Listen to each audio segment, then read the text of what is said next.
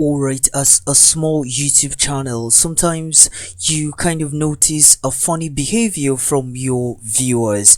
Now, sometimes you make a really good video in terms of content and quality. People come online, they watch these videos, but you don't get the subscribers. Alright, in this video I'll be going over 3 weird growth hacks that I stumbled into lately that has really helped my channel. Alright guys, at the end of this video, if you think the video was helpful, please hit the like button, and if you have anything to say about any part of the video, just leave a comment, and if you're new, please consider subscribing for more updates. Alright, the first one is to hide your subscriber count. Now, most times, a lot of people judge the quality of a channel by the number of subscribers. They say for him or her to have this large number of subscribers, it must be a good channel. So when they watch this video that you've made and they go to your subscriber count and they see things like 50 subscribers, they are turned off. Now, just like you were told back in secondary school that girls follow boys who girls follow, same with YouTubers. They subscribe to channels with a lot of influence and subscriber counts. So when you hide your subscriber count, they don't really know whether or not it's a small channel or a large channel. That way they can only judge your channel by the quality of the video that you've made, and they have a better reason to subscribe than when you show them your poor or small subscriber count.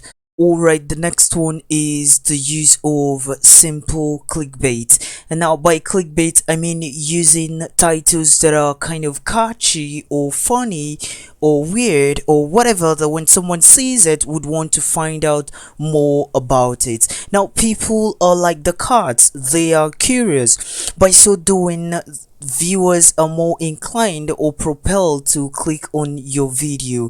Now, this increases your views and the chance of getting subscribers. Now, I'm not saying you should clickbait to a point where people watch your videos to give you a thumbs down, but your video should be a quality video that when you get them to watch it, they stay on the video.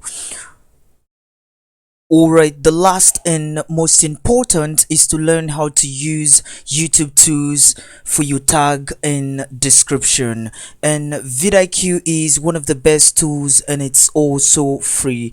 Now here you'll know the search volume of a particular title or keyword, and you will also know the competition score. Now, as a small channel, you should pay attention to the competition score and always go with titles and keywords with low competition score.